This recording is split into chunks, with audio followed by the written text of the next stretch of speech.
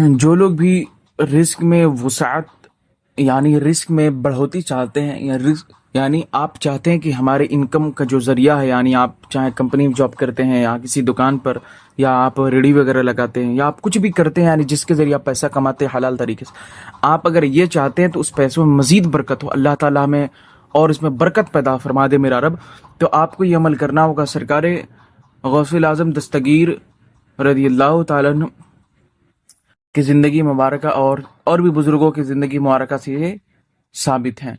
یہ عمل جو ہے یہ اس بزرگوں کی زندگی سے ثابت ہے، یہ صرف ایک بزرگوں سے نہیں بلکہ کئی بزرگوں سے ثابت ہے، اگر آپ عمل کرنا چاہتے ہیں تو۔ لیکن بشرط طے آپ کوئی بھی عمل کریں تو یہ نماز کے بعد ہی، اور نماز ادا کرنے کے بعد ہی کا یہ عمل ہے۔ اور یہ تو بہت خوشی کی بات ہے، ہر مسلمان کو یہ میری بات سن کر خوشی ہونی چاہیے کہ یہ عمل نماز کے بعد کا۔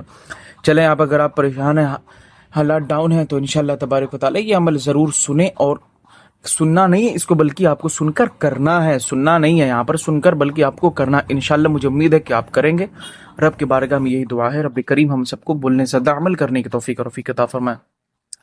حضرت یحییٰ بن معاذ بغدادی اور شیخ وجیہ الدین یوسف بن اور شیخ نجیب الدین عبد القاہر نے اس عمل کی بہت تعریف بیان کی ہے۔ بحر المانی ایک کتاب ہے، اس عمل کا نام عمل غوثیہ لکھا ہے۔ یہ عمل قرض کی ادائیگی کے لیے بھی بہت مفید ہے۔ یہ عمل یعنی پیسوں میں بہت برکت ہوگی اس عمل سے، اور قرض میں جو لوگ مبتلا ہے، قرض میں پھنسے ہوئے ہیں، ان لوگوں کا بھی انشاءاللہ معاملہ درست ہوگا، یعنی قرض کی ادائیگی جلد از جلد ہو جائے گی۔ رزق میں وسعت، رزق کی زیادتی کے لیے آپ نے یہ دعا تلقین فرمائی ہے، فجر کی سنت ادا کرنے کے بعد اور فرض ادا کرنے سے پہلے، یعنی بالکل آسان سے لفظوں میں آپ ذہن میں بیٹھا لیں، جو فجر کی 2 رکعت سنت ہے، جب آپ فجر کی نماز پڑھنے جائیں 2 رکعت جب سنت پڑھ لیں، اور فجر کی 2 رکعت فرض سے پہلے، یعنی سنت اور فرض کے درمیان جو وقت ہے، انہی وقتوں میں یہ ورد آپ کو کرنا ہوگی۔ کیا ہے؟ اور فرض ادا کرنے سے پہلے اس دعا کا روزانہ 100 مرتبہ ورد کریں۔ اب دعا کون سی ہے اسے آپ سن لیں۔ بسم اللہ الرحمن الرحیم، اللہم اعطینی رزقا کثیرا یا مجیب الدعوات یا ارحم الراحمین۔ یہ مشکل سے 1 لائن 10% یعنی 1.5 لائن سے بھی کم ہے، اور میں اسکرین پہ لگا دے رہا ہوں، آپ کے لیے آسانی ہوگی۔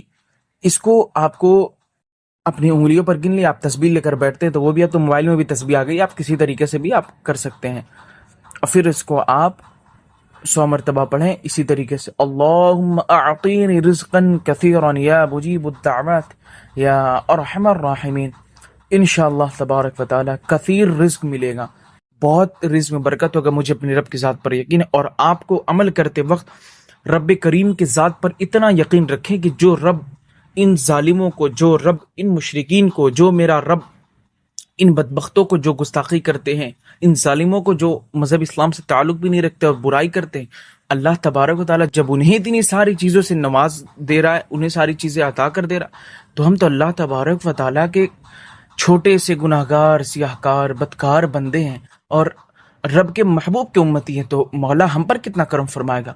آپ اپنا عقیدہ ہمیشہ مضبوط رکھیں، اہل سنت والجماعت المعروف سر مسلک اعلی حضرت، اور ہم سب کا یہی عقیدہ ہے کہ ہم اپنی رب کی ذات پر یقین رکھتے ہیں، اور حقیقی مددگار اللہ تبارک و تعالیٰ کی ہی ذات ہے، ہم حقیقی مددگار اللہ تبارک و تعالیٰ کو ہی مانتے ہیں، یعنی جو بزرگوں کے پاس جو پاوریں ہیں وہ عطا کردہ ہیں، ذاتی نہیں ہے۔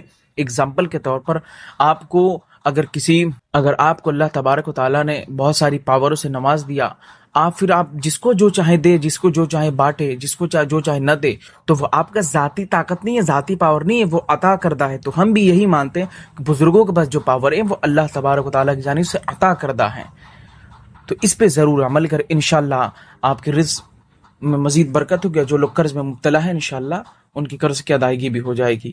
اس عمل کو زیادہ سے زیادہ کریں، اور دوسرے ہمارے جو بھائی ہیں ان تک بھی ضرور شیئر کریں۔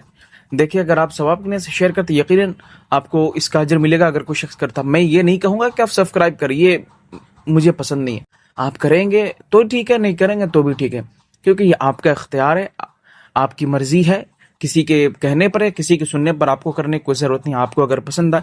اس لیے کہ الحمدللہ جو بھی میں باتیں کرتا ہوں بالکل دلائل کے ساتھ، ریفرنس کے ساتھ کرتا ہوں، ادھر ادھر کی باتیں یعنی خالی بغیر ریفرنس کے یا بغیر دلائل کے میں باتیں کرتا نہیں. میرا اصول یہ ہے الحمدللہ، ہم نے یہی سیکھا ہے اہل سنت والجماعت.